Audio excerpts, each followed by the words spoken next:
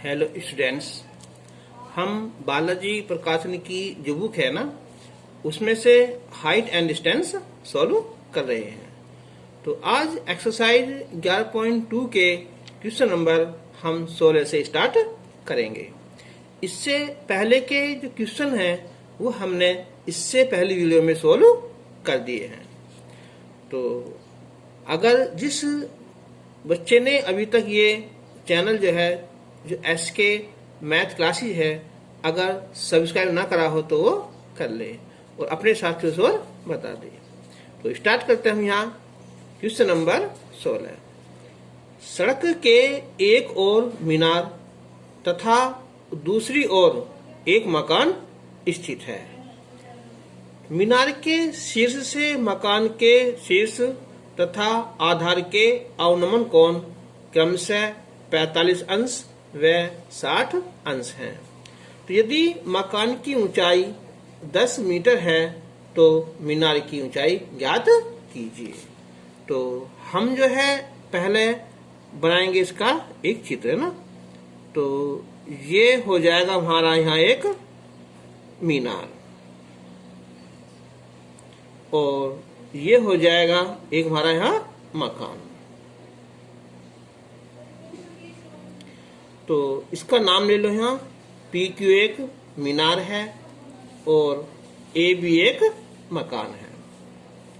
अब उसने कहा है कि मीनार के शीर्ष से मकान का शीर्ष, यानी कि ये वाला जो अवनम कोण है, ऊपर से लेते हैं हम अवनम, ये वाला है ना, ये और ये कोण होते हैं बराबर। ये है कोण हमारा 45 डिग्री है और जो ये हमारा आधार है, ये कोण और ये कोण बराबर होते हैं। ये हमारा कोण है हमारा 60 डिग्री है। तो इसका नाम हम ले लेंगे यहाँ M। तो और उसने दिया है कि जो मकान है इसकी ऊंचाई 10 मीटर है AB। तो हमारा MQ भी क्या हो जाएगा, हमारा 10 मीटर हो जाएगा, यहां से लेके यहां तक का। अब एक बार देखो, इसमें हमारे दो समकोण त्रिभुज बन गए, PAM और PBQ। तो PAM में हमें ना तो हमें आधार पता है और ना हमें यहाँ लंब पता है। तो हम इसे मान लेंगे H और इसे मान लेंगे हम यहाँ X। तो जब X है तो ये भी क्या हो जाएगा, हमारा X हो जाएगा। तो हम लिखेंगे पहले यहाँ कि चित्र में PQ एक मीनार है व AB एक मकान है, तो कोण PAM यह है 45 डिग्री और कोण PBQ यह हमारा यहाँ 60 डिग्री है। और जो AB है यह हमारा यहाँ 10 मीटर है और ये है MQ के बराबर है। अब हमने ये मान लिया कि माना PM बराबर H मीटर और AM बराबर कितना है, X मीटर। ये हो जाएगा हमारा BQ के बराबर हो जाएगा। तो अब लेंगे हम सबसे पहले त्रिभुज PAM, छोटा त्रिभुज। तो समकोण त्रिभुज PAM में तो tan 45 कि लंब और आधार में संबंध होता है tan का। तो लंब होगा PM और आधार AM हो गया। तो अब tan 45 1 और ये H और ये X क्रॉस मल्टीप्लाई करेंगे तो X बराबर H आ जाएगा। अब हम लेंगे त्रिभुज पी बी क्यू में समकोण त्रिभुज पी बी क्यू में। तो tan 60 लंब है हमारा यहाँ पी क्यू और आधार है बी क्यू। tan 60 की वैल्यू होती है √3। पी क्यू है हमारा टोटल h प्लस 10 और ये हो जाएगा हमारा x हो जाएगा। अब क्रॉस मल्टीप्लाई करेंगे हम यहाँ, तो √3x बराबर h प्लस 10। अब हमें जो वैल्यू निकालनी है वो केवल h की निकालनी है।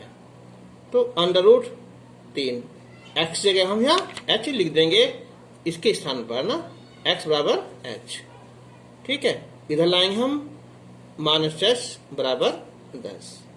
तो x बराबर h रखने पर तो यहां से हम कॉमन निकाल लेंगे h। तो √3 -1 बराबर 10। तो h बराबर 10 बटे √3 -1 गुना अब करेंगे हम इसे संयुग्मी से ना, √3 + 1 बटे √3 + 1। तो 10 √3 + 1 ये होता है a - b और a + b। तो a² - b²। तो √3 का वर्ग -1 का वर्ग। तो h बराबर 10 √3 + 1 बटे ये 3 हो जाएगा और ये 1 हो जाएगा। ये बचेंगे 2, तो 2 पंजे 10 √3 + 1। चाहे गुना कर दो यहाँ 5 √3 और 5 × 5। ठीक है, ये h आ जाएगा।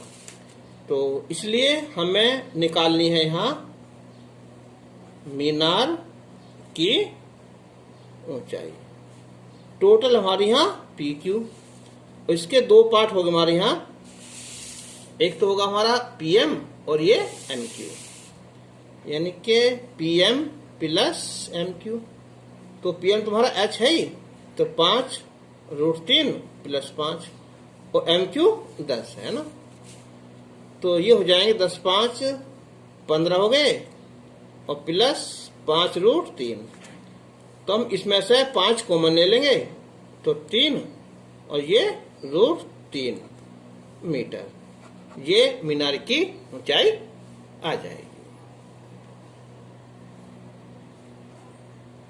Question number 17। किसी बिंदु पर एक मीनार के शिखर के उन्नयन कोण की स्पर्शिया। ये देखो, स्पर्शिया का मतलब होता है टेंजेंट, यानी कि tan। वो है 5/3। तो ये मान लिया हमने। चलो यहां से जो हमारा एक मीनार है, ये इसका जो टेंजेंट ये हमने मान लिया, हमने कौन ये थीटा मान लिया। उसने दिया है कि टेंजेंट यानी कि tan थीटा लंब बटे आधार, ये वाला। चलो हमने मान लिया यहाँ कि पी क्यू एक मीनार है, ये बिंदु ए है। ठीक है, तो हम लिखेंगे पहले यहाँ कि चित्र में पी क्यू एक मीनार है और कोण की स्पर्शिया थीटा मान लिया हमने यहाँ ये।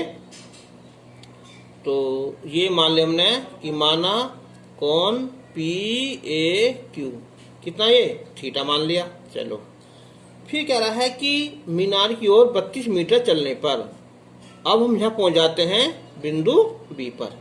कितना, ये 32 मीटर आगे। तो यहाँ चलने पर जो एंगल है ये हो जाता है, मान लिया चलो 5 हो जाएगा। चलो तो ये कोण पी बी क्यू ये हमने मान लिया है 5 मान लिया।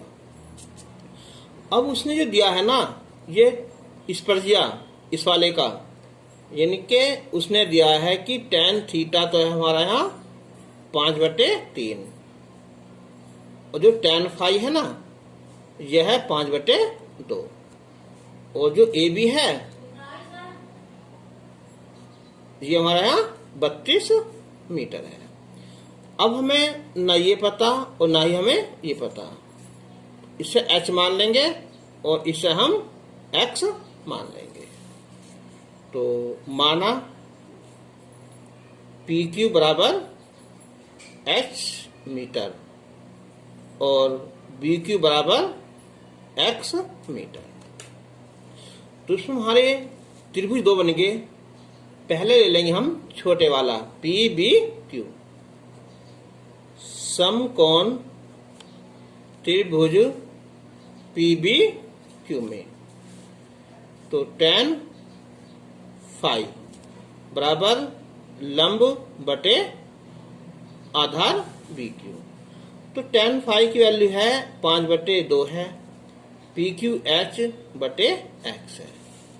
अगर हम क्रॉस मल्टीप्लाई करें यहाँ तो 5x बराबर 2h और x बराबर 2h/5, ये x वैल्यू आ जाएगी।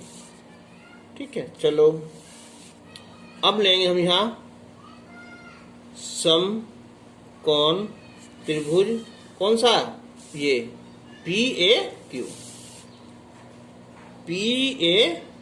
में। तो यहाँ है tan थीटा है लंब बटे आधार, आधार कौन सा हमारा AQ। तो उसने दिया है कि tan थीटा कितना है 5/3, ये टेंजेंट ये वाला है ना 5/3 बराबर ये h होगा और AQ हो जाएगा टोटल x प्लस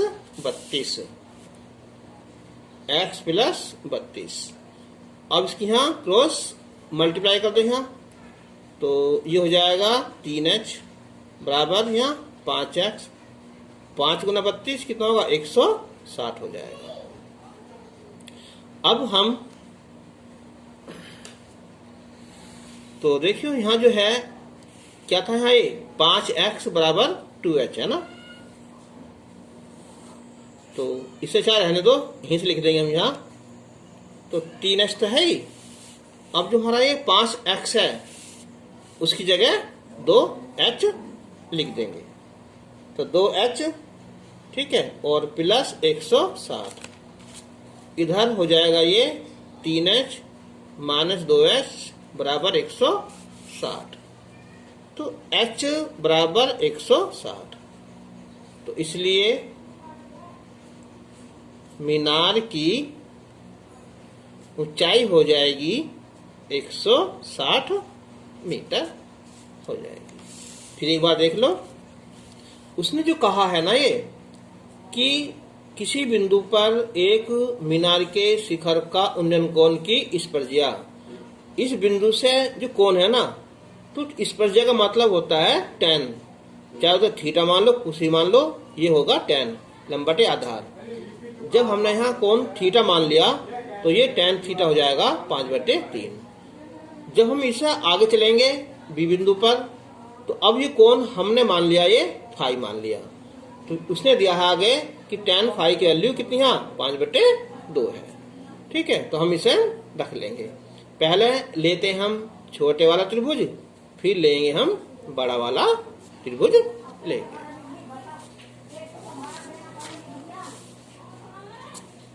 अब है क्वेश्चन नंबर 18। एक वायुयान जो 1200 मीटर की ऊंचाई पर उड़ रहा है, 2 जलयान शिप है हमारे पानी वाले जो एक ही दिशा में हैं। तो ये मान लिया हमने यहाँ कि एक जलयान यहाँ है और एक जलयान यहाँ है। जो वायुयान है वो एक तरफ ही है, इधर ही मान लिया हमने। चलो यहाँ पर है वायुयान, कहाँ पर, बिंदु P पर। और इसकी जो ऊंचाई है ना, ये ऊंचाई है 1200 मीटर। कहाँ तक ये P के हमने मान लिया। तो हाँ, जो एक ही समय है अपनी ओर आते हुए पाता है।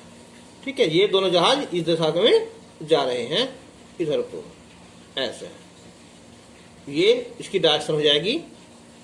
पहला बिंदु ए पर था, फिर ये बिंदु यहाँ बी पर है। तो जलयानों के अवनमन कोण 60 और 30 हैं। तो देखियो, ज्यादा वाला नजदीक होता है, ये 60 हो जाएगा और ये 30 हो जाएगा, है ना। ये 60 डिग्री है और ये 30 डिग्री है अवनमन कोण, यानी कि हम ऊपर से ये कोण लेंगे ना, ये 30, तो ये पूरा 60, ये भी पूरा 60 हो जाएगा। तो जलयानों के बीच की दूरी, इस दूरी को ये पूछ रहा है, ए बी को। तो इसमें हमारे दो समकोण त्रिभुज बन गए, एक तो पी क्यू बी और दूसरा पी ए क्यू बन गया। तो हम सबसे पहले लेंगे त्रिभुज पी बी क्यू। तो हमें यहाँ मानने की कोई जरूरत भी नहीं है कि हम x मान लें, क्योंकि हमें लंब दिया है और ये आधार सीधा ही निकल जाएगा। तो अब लिखेंगे हम यहाँ कि चित्र में बिंदु P पर एक वायु यान है तथा वायु यान की पृथ्वी तल से ऊंचाई वो कितनी है, यहाँ पी क्यू है, और ए व बी दो जलयान हैं। अब कोण पी बी क्यू है हमारा यहाँ 60 डिग्री, कोण पी ए क्यू है 30 डिग्री। जो पी क्यू है ये 1200 मीटर है। तो हम लेंगे सबसे पहले समकोण त्रिभुज पी बी क्यू में। तो tan लगेगा यहाँ, तो हो जाएगा कि tan 60 बराबर लंब बटे आधार। tan 60 की वैल्यू √3, पी क्यू है हमारा यहाँ 1200 और बटे ये बी क्यू। क्रॉस मल्टीप्लाई करेंगे हम, √3 बी क्यू बराबर 1200। तो अब हम निकालेंगे बी क्यू, तो 1200 बटे √3। तो ऊपर नीचे हम √3 से गुना कर देंगे हम, तो √3 3 हो जाएगा और ये 1200 √3, 3 से डिवाइड करेंगे तो आएगा 400 √3। ये हमारा यहाँ बी क्यू आ गया 400 √3 मीटर। तो अब लेंगे हम त्रिभुज पी ए क्यू में समकोण त्रिभुज पी ए क्यू में। तो tan 30 बराबर लंब बटे आधार। tan 30 की वैल्यू 1 बटे √3, पी क्यू है 1200 और ए क्यू हो जाएगा हमारे यहाँ A B plus B Q. ठीक है, तो ये हो जाएगा यहाँ A B plus B Q कितना हो गया 400 √3 गुना करेंगे हम 1200 √3। तो ये आ जाएगी ए बी की वैल्यू 1200 √3 माइनस 400 √3, तो ये हो जाएगी 800 √3। तो इसलिए जलयानों के बीच की दूरी, जलयानों के बीच की दूरी जो हमारी ए बी है ना, ये हो जाएगी 800 √3 मीटर। ये इसका आंसर आ गया। तो आज के लिए बस इतना ही, और इससे आगे क्वेश्चन हम नेक्स्ट वीडियो में लेकर आएंगे। तब तक के लिए धन्यवाद। अगर वीडियो अच्छी लगे तो इसे लाइक करना